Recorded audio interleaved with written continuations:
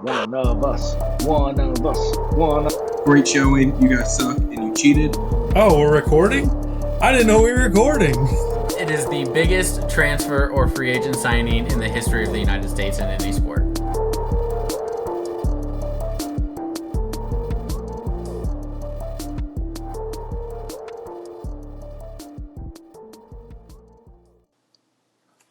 What is up, everybody? This is Ride the Pine. I'm Kenny Hutton. I'm here with Adam Freeman. I'm here with Cameron May. We got some stuff to talk about. What's up, boys? How's it going, man? What's up? Our technical difficulties are incredible, and if anybody knew what goes on behind the scenes with us, they would be absolutely blown away. Yeah, you'd think that producer we pay would have his shit together. Apparently we got to get some other stuff. So let's jump into stuff right away, get this thing going. So for all of those that celebrate, we're going to celebrate the greatest day in baseball, and that is Bobby Bonilla Day. And those of you that don't know what Bobby Bonilla Day, every July 1st from 2011 to 2035, 2035, so we got another 12 years of this, Bobby Bonilla is getting a check for $1.193 million from the New York Mets, who decided to defer his payments to after. So he's 59 years old, and he collects $1.1 million, or almost 1.2, every year. Also, fun fact, I believe the Orioles also pay him $800,000 for the next 5 years. So he's getting basically like $2 million every July 1st for deferred payments. So is he – the reason why we celebrate Bobby Bonilla Day, is it because he's the first deferred contract? Or I think he was the first big-time one. I think there was a few guys that were here and there that had, a couple 100,000, whatever it would be. But he is the first player that got $1 million, which then brings me to the next point. What do you guys see as being one of the worst contracts in sports? Well, I will make a note of what Sean just said. Hold on, please, Cameron.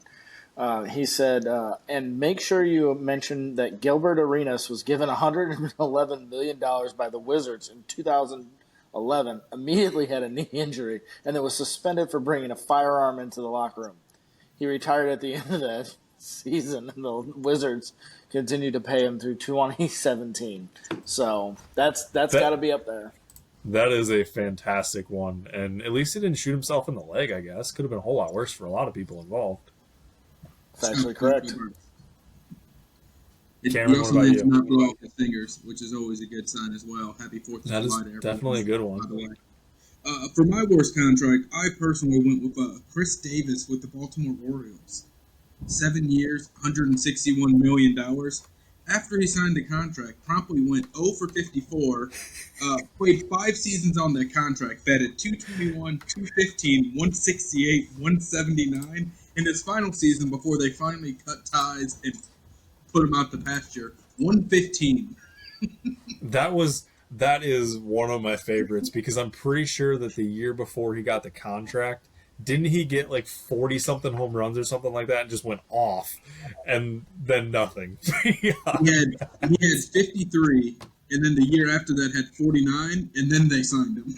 And it went downhill. That's absolutely insane. My favorite, which is something that I am new to figuring out because I didn't know they deferred all these payments, Mookie Betts. He signed a 12-year, $365 million contract that runs from 2021 to 2032. And then they deferred those payments for 12 years afterwards. They deferred $120 million of that after. So for the first 2 years, he gets $10 million, then 9, 8, 8. And then it's $11 million every year after that until he turns 51. That's fantastic. Must be nice. So I have 3 candidates. My number one is actually, well, the first one I'll mention is a coach, Charlie Weiss. He received, let's see here, following the 2009 season, he received $19 million in buyouts, because he got $18 million or whatever it was from Notre Dame, and he was still getting his buyouts from Kansas. He was receiving a $5.6 million buyout, which equivalated to $1 million per win. That brings me great joy. Number 2 on my list is Jamarcus Russell. 6 years, $68 million. I think he earned every penny. But for me, the number one contract, bad contract in sports, Ilya Kovalchuk, 15 years, $100 million with the Devils, promptly played 2 seasons, and then went back to Russia. They voided his contract. He then, because he goes to Russia, gets the Devils fined $3 million. They lose draft picks, and then he comes back to the NHL and plays for the Kings. That's fantastic. I forgot about the details of how they got fined in that as well. That's terrific. And then literally the day before they signed the $1,500 million contract, they tried to sign him for a 17-year deal, and the NHL voided the contract. I want to throw one out to you guys before we go to the next thing real quick. What about Pujols? Do you think the Angels – I mean, that's not a notorious, league-wide terrible contract, but you have a player that is an all-time great, will go into history with the team that is not yours, and not only do you pay him, and he has a really, I would call it terrible. He had an average season. He wasn't Albert Pujols, that's for sure. But then you still have to pay him $10 million, or you don't have to pay him $10 million. I think I forgot what the exact amount, but you pay him for the next 10 years. He's going to be the service contract or whatever the hell it is, but you know that he's a Cardinal person? They let him out of that. They did? Well, never mind. That was part of the deal when he got cut the year before with the Dodgers, is they let him out of that service contract. I don't think it's easy to look back and look at Pujols' stats and say, oh, he didn't provide this, and this. He was injured a lot of those years. And you could argue in today's economy in baseball, getting a player like Albert Pujols for $24 million or whatever it was, the AAV is, it's a bargain. Because you're talking about having to pay somebody like a Tommy Edman $20 million, and Tommy Edman ain't worth $20 million in my mind. I think the rationale is stupid. I understand that's the way the contracts are headed, but it's like, man, some run-of-the-mill shortstop is going to make almost as much as Albert Pujols did in his go-home contract. So, yeah, it's just a sign of where dollars are being spent and how money gets pushed around now. And I actually don't get too wrapped up in the deferments. It is kind of fun to celebrate the Bobby Bonilla Day, but sometimes these teams have to do this, right? Yeah, but a team like the Dodgers, a team like the Mets, they shouldn't have to do that. I think it should almost be like you have with designated players, or even with the NHL. I think that, don't they have rules with how they have their buyouts? Or is the NHL? Yeah, where you can only have a certain amount of players that you have on a buyout for however long you buy them out, or something like that. I don't remember what it was. I should know this. I do a hockey podcast. Every year I try to wrap my head around the NHL cap, and then it's crazy. Some cup winner has skirted the cap 17 different ways. Let's keep it with baseball and jump to the next topic. The NL and AL All-Stars are now announced. Looks like the starting lineups came out, I guess, about 3 or 4 days ago, and then we got all the reserves that came out. Not going to run through each individual one. The Braves definitely lead the clubhouse with 8 players going to the All-Star game this year. That's the most of any team since 2012, and that was the Rangers. So they have a massive year, and I'll be honest, they have a legit case for best starting lineup. But Kenny, I'm going to throw this one to you. On the AL side, which 2 teams have the most representatives? Ooh, the most representatives on the AL side. I bet it's somebody weird. Man, you would think the Angels, because I bet Trout and Ohtani. Man, Houston? Houston's a good one. That's a good one for sure. We're going to go with Toronto Blue Jays and the Baltimore Orioles. Who called that one at the beginning of the year? Kevin Gausman, Bo Bichette, Vlad Jr., Whit Merrifield, Felix Bautista, Yenier Cano, Adley Rutschman, which is a fine up-and-coming player for the Orioles, and then Austin Hayes. I mean, to me, that's incredible. We talked about this last time, in our last episode, about how the Orioles are having a great season. They're not in first, but that's because the Rays are just absolutely dominant. But yes, you have that. And then I'm going to throw this back there because we're going to talk about snubs. I do think there's one big one that is not being addressed, and that's because the New York Mets first baseman is on the roster. Pete Alonso, that he does have 24 home runs. That's fantastic. He's a big, strong guy. He likes to work out. He could hurt somebody if he really wanted to. But when you're hitting 214, you're not an all-star, which leads me to my snub. Paul Goldschmidt should be an all-star. I don't care if the Cardinals are terrible. I don't care if you have Arenado. He has home runs. He's got, I think, 14 of them, and he's hitting 280, and he's doing Gold Glove defense. Goldschmidt should be an all-star over Alonso. I mean, as the reigning MVP, you think he would get some kind of grace. He does have the career track record of being a guy who will hit, right around 300, have 30 home runs. I mean, he's not having a bad season. I could see why he would probably get overlooked being a Cardinal in the way it is. I don't know if it's necessarily right. But, I mean, I can see where you're going. I mean, call it what you will. I don't think Nolan Arenado deserves it. Yeah, that's a good case, too. I agree. Bad teams shouldn't necessarily get all-stars and then get rewarded by having a starter. Now, I get it. He's voted in by the fans. He's probably the most popular third baseman. But he's not having the greatest of seasons. Yeah, it's a tough one, though. I mean, that's where the starters and the fan vote is great, but the NHL fan vote is an absolute joke. I forgot who the masher was that was in the All-Star game a couple years ago because there was just a massive push to have him. That's it. But again, I do a hockey podcast. I should probably know that. But I would say he deserves to be an all-star. Does he deserve to be a starter? No, because he's having an average year. He's not having an Arenado year, that's for sure, or what should really be a high-end all-star caliber. But I don't know. I just feel like that's when everybody's talking about how Tatis should be an all-star. Okay, I mean, I kind of get it, but I don't. I mean, you got to play to be able to do it. I mean, again, this is the same group of people. Baseball fans are so.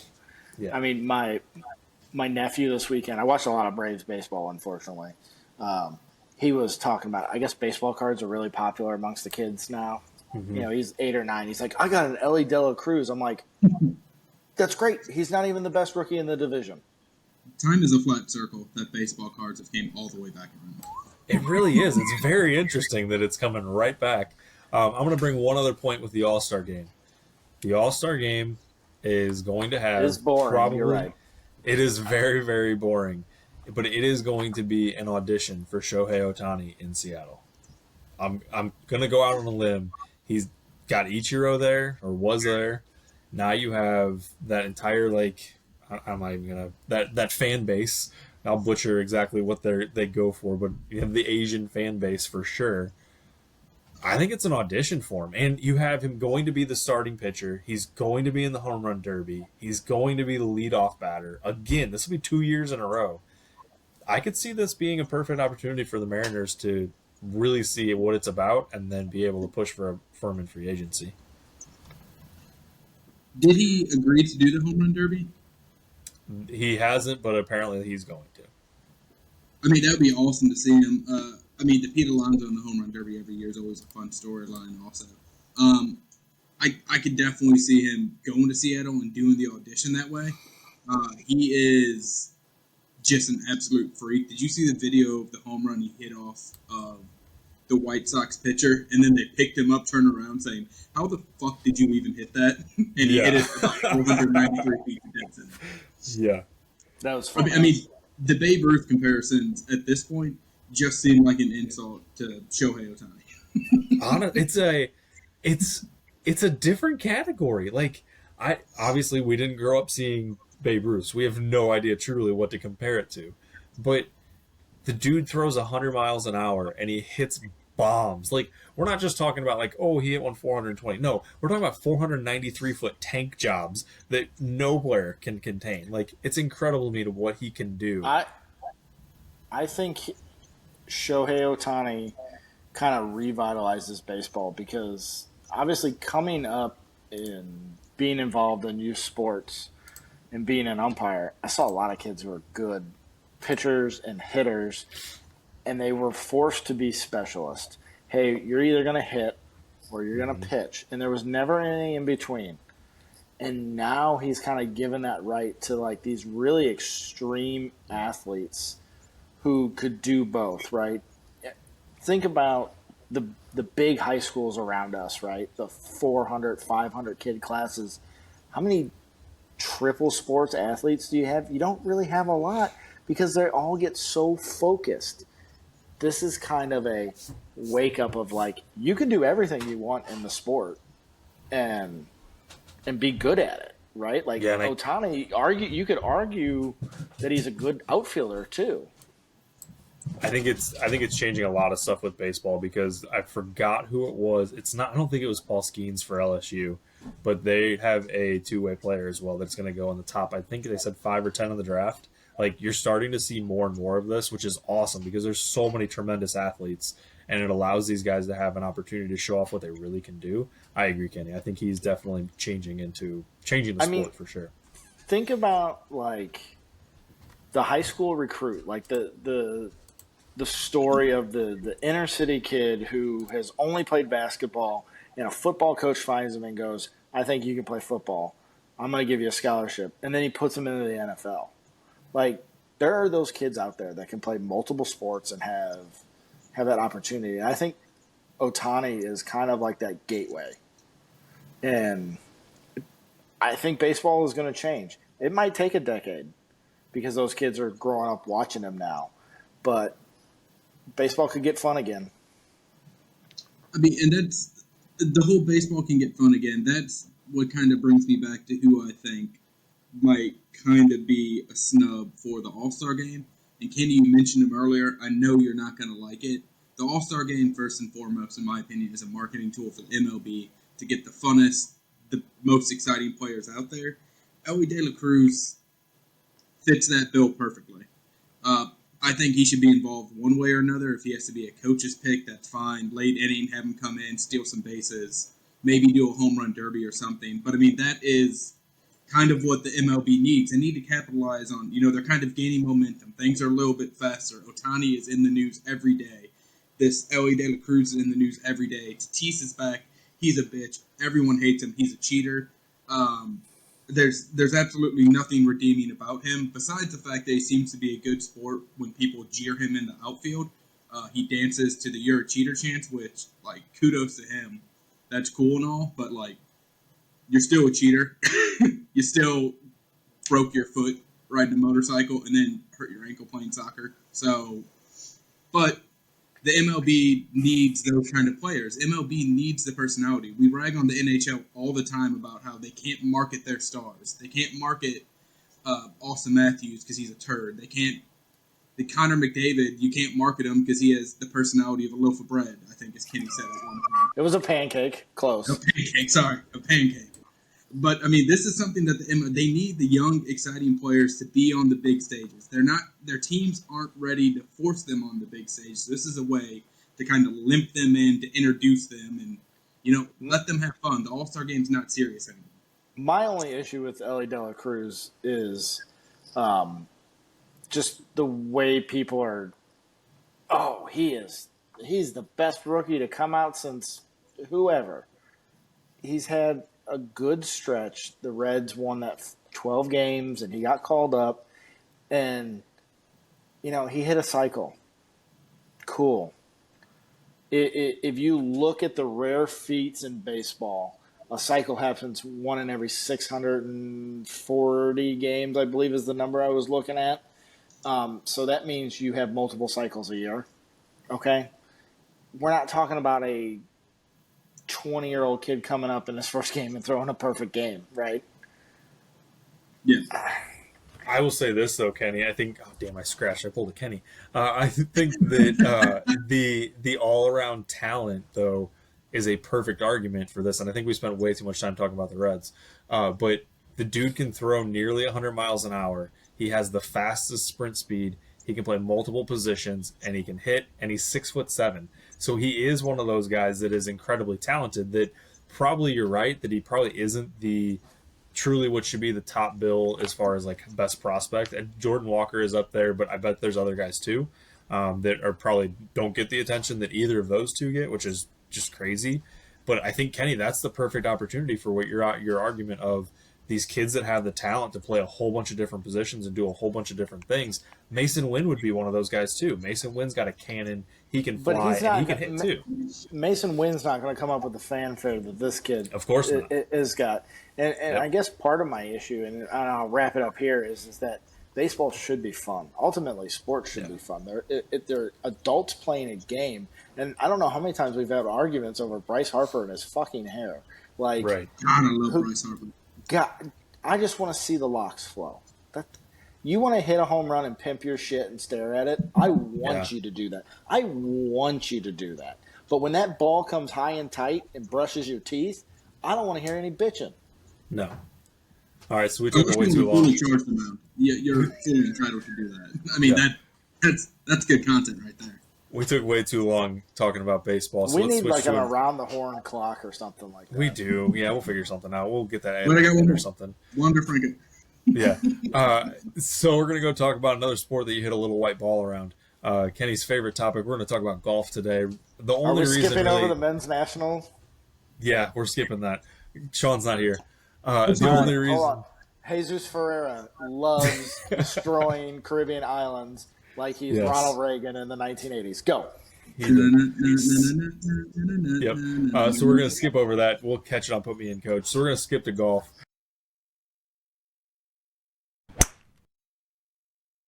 In a playoff with Morikawa and Adam Hadwin, who was a Canadian. I'm pretty sure they had to get extra security to make sure they didn't tackle him in Detroit. But I hope this is a trend. So he was in the front runner. He was tied for the lead or in the lead going into the final round of the U.S. Open. He was competing as probably top 5, top 10 in the few events before. Now he gets his win. I think this is a guy that leads into my conversation topic that could be on the Ryder Cup team, or at least should be on the Ryder Cup team. Currently, right now, he sits in 7th place, 8th place, looking at it. A little bit lower, maybe, somewhere in that range. But right now, for the U.S. team, you have Scotty Scheffler, Wyndham Clark, Brooks Koepka, good God, Xander Schauffele, Patrick Cantlay, and Max Homa are your automatic qualifiers.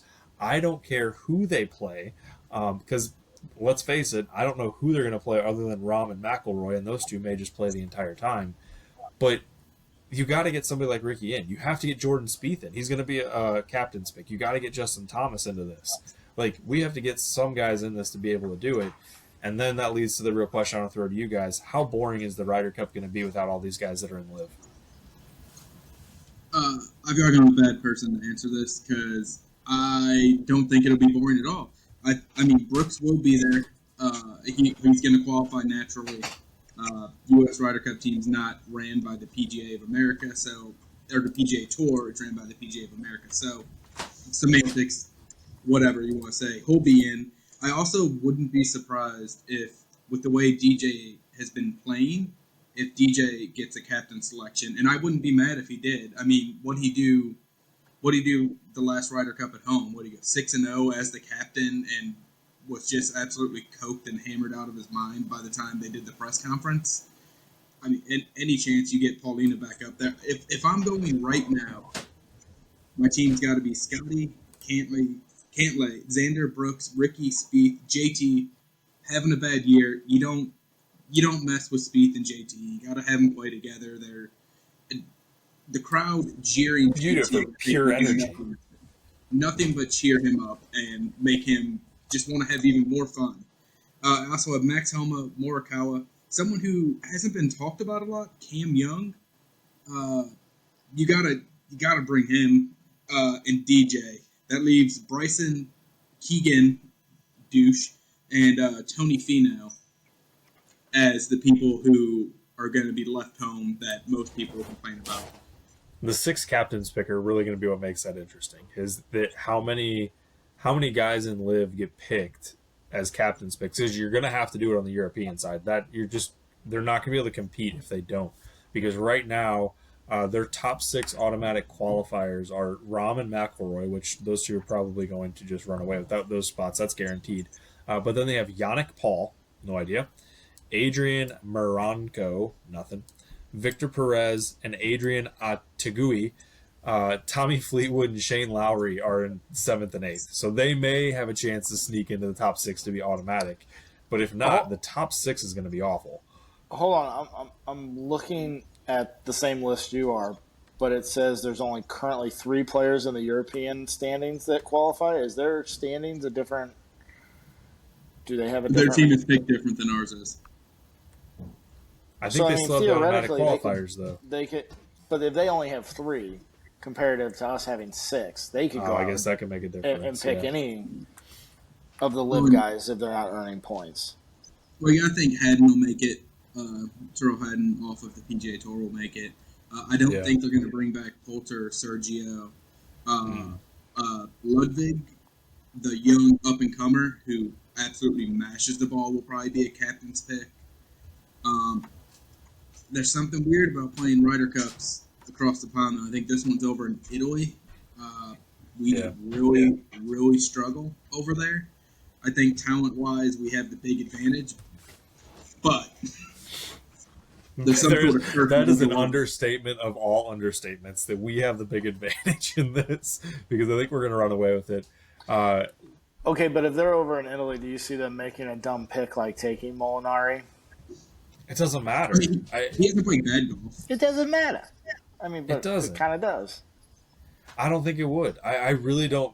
I don't think that Rahm and McIlroy are going to be able to carry that team in any shape or form against whatever lineup the U.S. The U.S. could put up their top 12 standings right now and probably still run away with it. Like, it's just not. If Europe doesn't go out and pick live guys, it's still going to be a domination by the U.S. The only thing that helps is they're on the other side of the pond. That's the only thing that's going to give them extra points. It's going to give them the extra boost, but it's not going to be enough. There's no way. All right, so let's. Oh, go ahead, Cameron. Yeah, I mean, I think USA will keep it close. I don't know if we'll be able to pull it out. I think it'll be really close. I don't think it'll be a blowout one way or another. I think it'll be USA winning by, I don't know, 2. Let's say 2.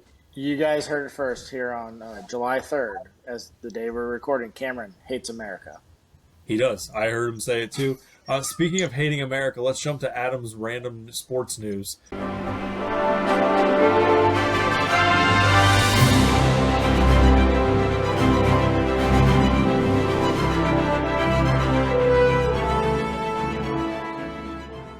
Uh-oh. Because it is 4th of July, do you guys want to ask me about my wiener? Not really. How about Joey Chestnuts? Do we want to talk about Joey Chestnuts? That's what you were talking about.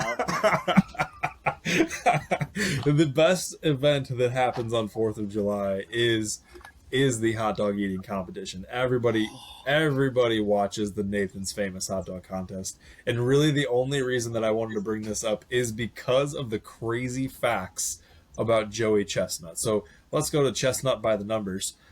Since 2005, Joey Chestnut has eaten. Does anybody want to take a guess on how many hot dogs and buns, because you have to eat the buns too, not just the wiener, how many hot dogs has Joey Chestnut eaten? In competition at Coney Island. In the Nathan's competition, yes. Okay, 15 years. I'm going to say he's averaged 60. And we're going to do Price is Right rules. Just to do math, so 60, 600, 900. I'm going to go with 942 hot dogs. All right, Cameron? I am going to go with 753 hot dogs. You guys are very close. The total is 1,152. So that's a lot of meat in his mouth. That is a lot of hot dog wiener meat. That is absolutely terrific. And the best part is that he has not participated in every event since 2005. That is just that he eats so many more hot dogs than everybody else. So who could forget the meat sweats of 2016? Right. His unforgettable role in the meat sweats. So if you take those hot dogs and you lay them end to end or tip to tip, however you want to do it, how long are the hot dogs that Joey Chestnut has eaten? I mean, that just sounds like... We're going to go to Cameron. Cameron, you get to go first. We're going to go. You can do feet. Let's do feet. That just sounds like the bad tweet about hearing about your college girlfriend being promiscuous in college and trying to calculate how many feet of dick she's taking. I am going to say that he has eaten. Do they do footlongs in this? I can't tell you the distance because then Kenny will do the math. Yeah, and they're not home wreckers. They're definitely not the home wreckers.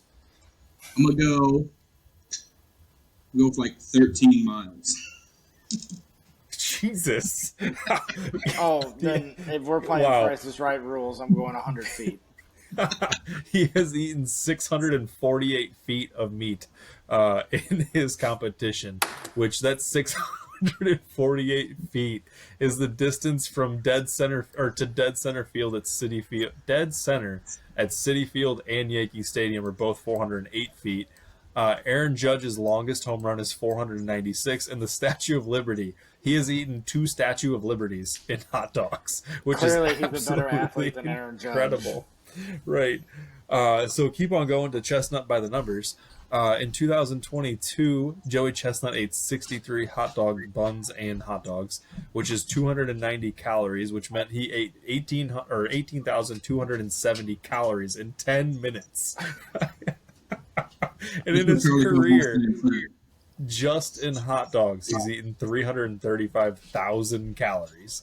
So, what do you think the bathroom smells like after these guys go? Just wrecked. So the crazy thing is that 18,270 calories. Michael Phelps, in his training for the 2008 Olympics, would eat 10,000 calories a day, and then a polar bear would burn 12,234 calories a day, which is just mind-boggling. Yeah, I mean, I got that. That's it. Anybody want anything else? How about? Do we want to compare other goats? We're talking about hot dogs. Let's talk about goats. Did you see the guy last year? Because ESPN, either I had not noticed this, or they just started airing it. The guy who drank like 6 gallons of strawberry lemonade. Yeah. Like, oh my god. Yeah. So let's compare. Do you think there'll be another protester this year? Of course, there's always a protester. That really hurt his numbers whenever he had to chokeslam Darth Vader during the middle of his contest last year. Which, what kind of fucking timeline are we living in? That Joey Chestnut is choking out Darth Vader on national television on July 4th. While still timeline. Only in America, boys. Lapping the field. Only in America. So Joey Chestnut has won 15 of the past 16 championships, 7 years in a row. Rafael Nadal, in 18 years, between 2005 and 2022, won 14 French Opens. I still think Chestnut's got him. Kelly Slater had 11 World Surf League crowns between 94 and 2011. I still don't think that's beaten. Martina Navratilova, between 1978 and 1990, she won 9 Wimbledon singles titles. So she won 9 titles in 12 years. Throw that out the window. Here's the GOAT. And really, he's comparing against the Tiger. Tiger Woods won 1 major championship every year except for 2. That was 2003 and 2004. Between 97 and 2008. I'll take that. Also had the Tiger Slam, which we all know what that was. All 4 majors at one time, 2000 to 2001. He's being compared to franchises like the Celtics when you had Bill Russell. The Montreal Canadiens. Like, the numbers that this man puts up eating meat is absolutely fantastic. Everybody tune in to watch Joey Chestnut munch on a wiener on July 4th, and this will probably air well after, and I apologize to all of those people. So we're going to go into our last thing. We're going to see if this actually works. We're going to go ahead, Cameron. Who would win in Glizzy contest? Mia Khalifa or... All right, you can proceed. Joey Chestnut. All right, there is a competition that is sweeping the world, and we're going to take full advantage of that. We're going to see how well that we can do, and it is the Immaculate Grid. If nobody has heard of the Immaculate Grid, it is a fantastic game that's put out on the internet. We will tweet and refresh, and we're going to share our game with it as well.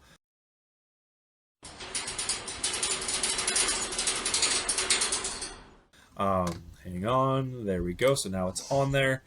So the goal of this game is baseball based, and you have to match the team and the stats to the player. So basically, for the first one, you would say, okay, I need a Cardinals player that also played for the Orioles, or Orioles that played for the Cardinals, an Oriole player with the Sox, and then an Oriole that hit 200.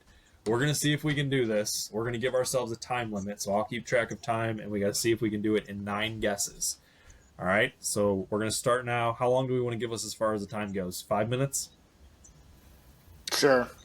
All right, 5 minutes at max. So let's just start going box by box. We need a Cardinal player that played for the Orioles. Anybody got it?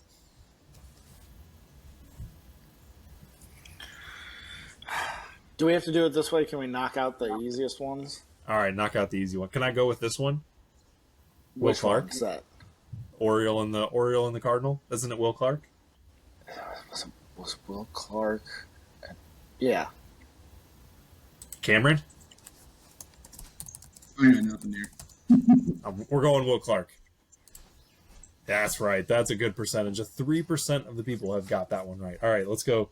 Kenny, which one did you want to knock out? All right, go Scott Rowland, Reds, Cardinals. No, that's a good one. Is there anybody that would be less that people aren't going to take? No. Okay. 46. I mean, Will Clark is a deep cut. Whenever his picture has him wearing a giant. It's the Giant. I didn't even. Roland is the Phillies. Oriole or Cardinal. Are we sure? Yeah, we're not sure on that one. Do we want to do? What do we want to do for Cardinals A's? That's an easy one, but do we want to try to see if there's a deeper one? I mean, you could do McGuire, you could do Eckersley, you could do Eckersley. Scotty. Who's the guy we sent there? Oh my God. What the hell was his last name? Piscotti? That's it, Piscotti. That's it. That's going to be what we're going to go, because that's going to be going 10%. Good God. Shut up. Again, with the San Francisco Giants hat. That's a popular hat. So good to know that the Giants have pretty much had a player that has played with every other team. We can use that later on. All right. What did the Scott Rowland's wearing a Phillies hat? Did they even try with these pictures? No, I don't think they did. So far, we have 3 guesses, 3 right. We still have 6 left. Would anybody want to check off a box here? I can't think of anybody who played for the I'm going to go. Palmeiro? For what, 200 hits? For the White Sox? 200 hits is probably the way to go. No, I don't. I think Palmeiro's 200 hits. Yeah, I think that's the way to go. Do we want to go with that one? Sure. All right, we're going to go with that. And my kids are screaming still. Let's do it this way. Raphael. Oh, my God. Somebody help me. Somebody help me. Rafael Palmeiro, 200 hits. Dang it, we got that one wrong. Damn, that sucks. That's not what I was expecting. Anyways. I got really pissed the other day playing it. It was the Cubs and the Marlins, and I typed in Derek Lee. Did you know? Yeah. Fun fact: there is another Derek Lee. There's 2. Who played like 10 games, and I was like, "You gotta be kidding me!" Yeah. All right, so we got about 3 minutes left. Did Barry Larkin get 200 hits in a season? I was gonna say Ken Griffey Jr. I don't think he did as a Red. Okay, then Ken Griffey Jr. definitely played for the White Sox and the Reds. We're getting our boy Ken Griffey Jr. That we're gonna do. That's a good one. Oh, whoa, wrong box. Nope. Box. Oh wait, yep, you're right. Gotcha. Sorry, I got ahead of myself, guys. Well, that's a good one. I mean, I feel like there's a really obvious one for the Reds with 200 plus hit seasons, but I think everyone's going to pick Pete Rose. Well, who cares? Let's just do it. Yeah, let's get it right. We're trying to get as low as we were. 96 percentage. Whew. Everybody did. And that picture is hideous of Pete Rose. We already screwed it up. He looks like Pete Rose looks like Happy Gilmore's boss. The world's smallest helmet. With the largest head. What about Ricky Henderson for 200 hits in the A's? Yeah, that's who I was thinking of. All right, knock that out. Ricky. No? Whoa. He didn't get 200 hits in a season? We are terrible at this game, guys. I mean, Sox Orioles, you could go Jim Thome. Tommy? Yeah, all right. Yeah, I'm really bad with pronouncing names if no one has caught on over the course You of... nailed it. That's a good one, 12%er. All right, so we need a low percentage for one of these to at least give us a good shot at it. I mean, I know nothing about the A's franchise, I feel, besides that it's probably good they're getting out of Oakland and the Coliseum. So. That's true. I don't know of an Oriole that had 200 hit. Does it have to be that he had... Rip? Oh, I bet you're right. Do you want to go Ripken with our last guess? He played a million games. You would think at some point he would, right? Is anyone confident in that? I don't know. We got about a minute. Do we want to try it? Nah. Let's go for it. Let's see what happens. Oh, thank God. All right, so in our first try of Immaculate Grid number 91, we hit a rarity score of 493, and we were 7 out of 9. That's not very great. But I will take a picture of that. We will make sure to save that for later, and we'll put that on just to see, because we're going to support our friends at an Immaculate Grid. That was fun, kind of, except for we sucked.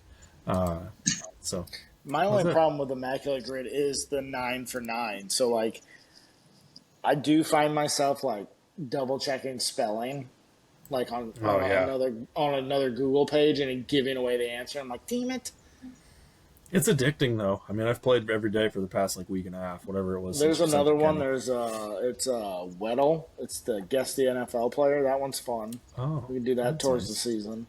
We'll get that going, too. Yeah. Yeah. All right. Yeah, I feel like everyone's just itching for college football and NFL at this point. This is true. Yeah. We're just dragging through summer. All right, Cameron, send us to our socials. Let's get out of here. Yeah, you can follow this podcast on Twitter at Ride the Pine Pod.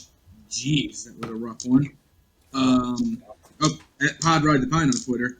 Yep. Apparently don't worry. We have a whole bunch of things jumping around here in our fancy smancy spreadsheet. You can follow our Benchwarmer Podcast Network at BenchwarmerNet on Twitter. You can follow us on Instagram at pod_ride the pine. Go ahead and follow at Put Me In Coach Pod on Twitter as well. At some point, we believe they will be coming back. I know it's Sean's baby, and he feels really bad neglecting it the way that he has. You don't need to call CPS on him. We already got it taken care of. It's in the good hands. Someone will come back for him at some point. Go check out our YouTube. We are officially there if you want to see what we actually look like and see whatever bits we decide to pull off with our outfits. We're on Spotify, Apple, Amazon, whatever. Subscribe, like, comment. Hit us up. We'll interact with you. Guys, another video of a brawl of Mexican fans fighting each other at the Gold Cup. That's incredible. Is it different than the stabbing? Or is it the stabbing? This is a different angle. It looks like it's in a suite, too. Like, just here, I'm going to send this to you guys. This is hilarious. Who is paying for a suite and then getting in a fight? So that's something I think... It's time. They need to be done. I think for sure, we'll put this on the rundown for the next week, because I think Gold Cup final is the 12th, right? Something like that. So yeah. I think that we will probably be talking Gold Cup on our next one, and we will definitely cover this, because I think there needs to be something done with Mexico. Those are ladies. Yes. Those are cat fights. Those are Chihuahua fights, actually. All right, let's wrap this thing up before this goes completely off the rails. All right, we'll see you guys later.